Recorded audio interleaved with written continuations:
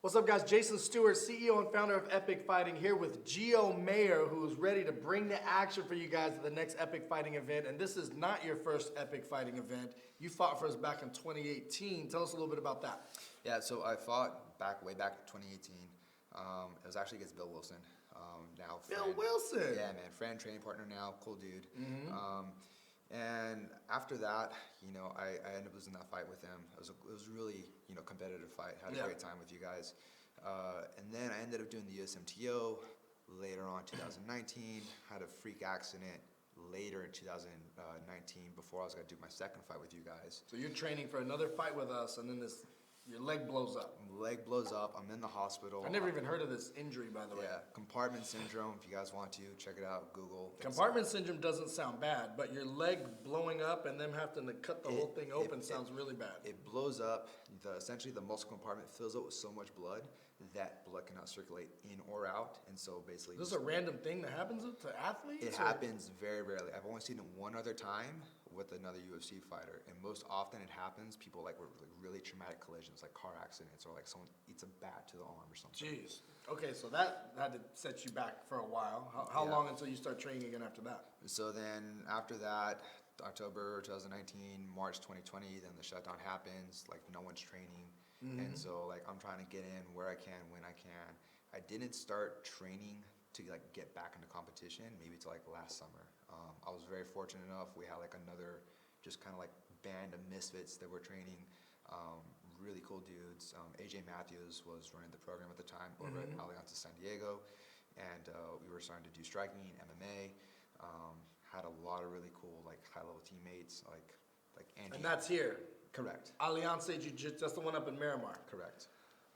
Johnny Faria up there? Johnny Faria. So Professor Johnny Faria runs the school up there, and we have a bunch of guys that come in and out. We're primarily a jiu-jitsu school, but we have a lot of guys that do MMA. Got a lot of guys come out there and do MMA. Correct. And so where do you fit in as far as your strengths as an MMA fighter? Do you feel like your jiu-jitsu is going to be so great that you can rely on that? Do you feel like your striking is up to par with your jiu-jitsu? Actually, believe it or not, I feel like I'm a better striker than I am with my jiu-jitsu. Really? If we're talking gi jiu-jitsu, that's a whole different game, right? Your gi jiu-jitsu is better. My gi jiu-jitsu is one thing, but I'm not wearing a gi in the ring. Right. Right? I actually feel a lot more confident in my striking.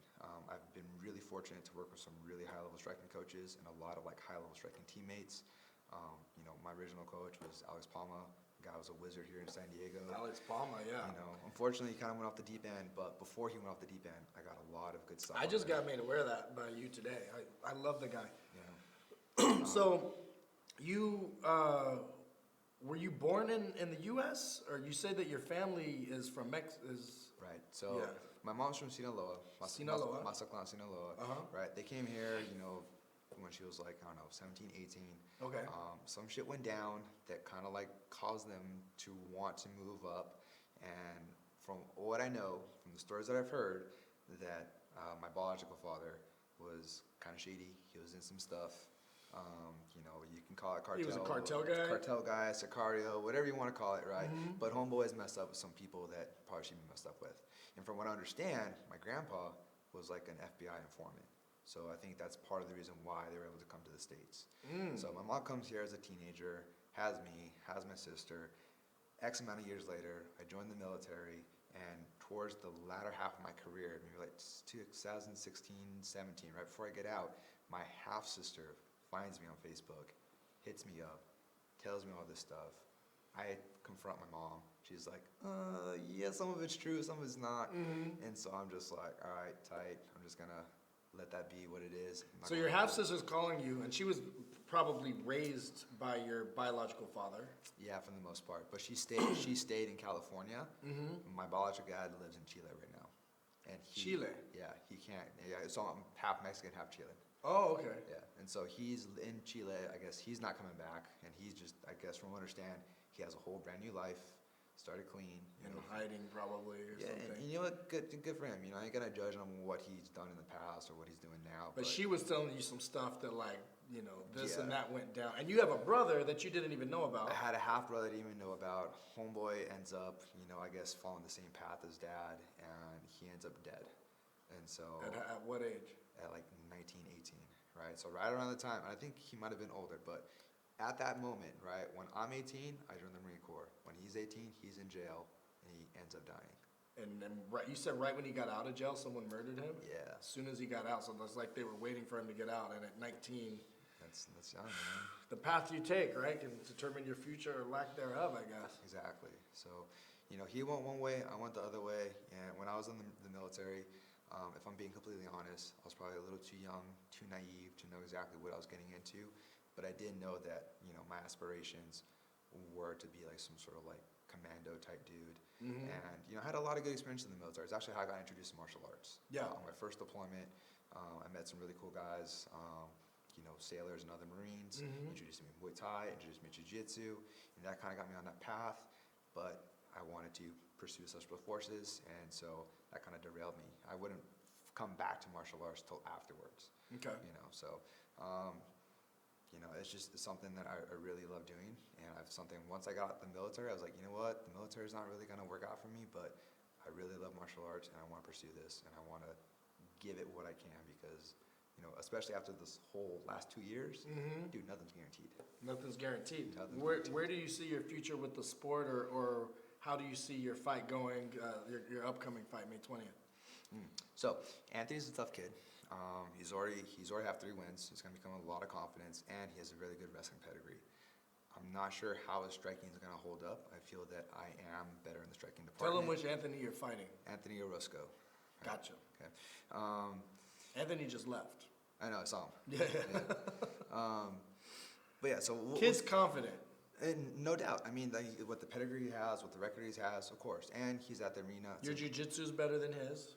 My jiu-jitsu is better than his. Your striking's better than His his. striking's better than his. His wrestling's better than yours. His wrestling's way better than mine. I saw what he did to some other guys. I'm like, ooh, that sucks. I don't want to be that guy. So distance management be a large part of the game plan. Distance management? Distance management be a large part of the game plan, and not letting me set his timing. And then also making sure that I'm not backing myself in the corner. So making sure my footwork's on point, I'm not going straight back, constantly cutting angles, not allowing him the opportunity to set where he needs to shoot. Because when I have witnessed from his fights, he shoots underneath the punches.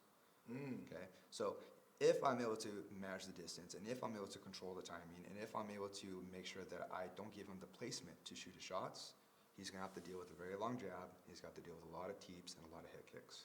And that's going to make it very difficult to close the gap. We were talking about that. I'm like, what do you do with the guy who's high-level jiu-jitsu that you can't just take his back and tap him out, and is a high-level striker? And he admitted, like, my striking game is not there, but it's getting better every day. But he said that this fight, he wants to strike because he landed a few combinations, and he said he wants to feel that feeling again. And so you obviously want to keep it on the feet. And so that makes for a very, very exciting fight. Coming from a fan of the sport, I want to see you guys exchange on the feet. That's exciting. So how do you see the fight ending then, in your opinion? So a couple different ways I kind of visualize the most probable course of action is that he and I are able to exchange on the standing. He doesn't like the standing. He shoots the takedown. We fight on the ground. Round ends. We do that. Rinse, repeat, 3 rounds. We'll see who gets the better. Most dangerous course of action. On my end, I'm able to keep him at range, and then I'm able to use my feints to offset his timing, and I'm looking for either the straight line kick or the high line kick to the head. Do you know if his striking stance is the same as his wrestling stance? That's something that I didn't pay attention to.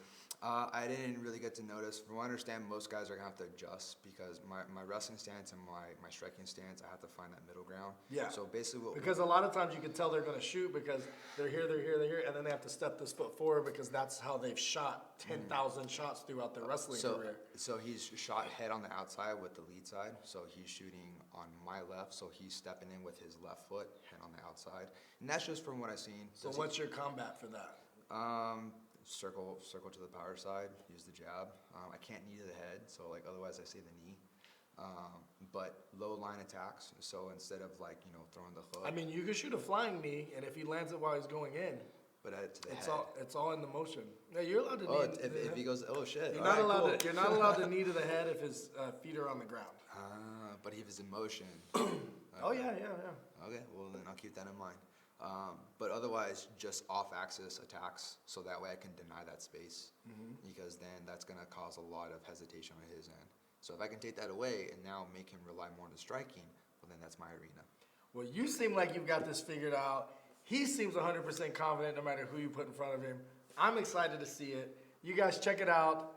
EpicFighting.com. May 20th is our next event, Epic 49, and shortly after we've got Epic 50. Get tickets to both at our website and check out all the action leading up to it at our Instagram at Epic Fighting.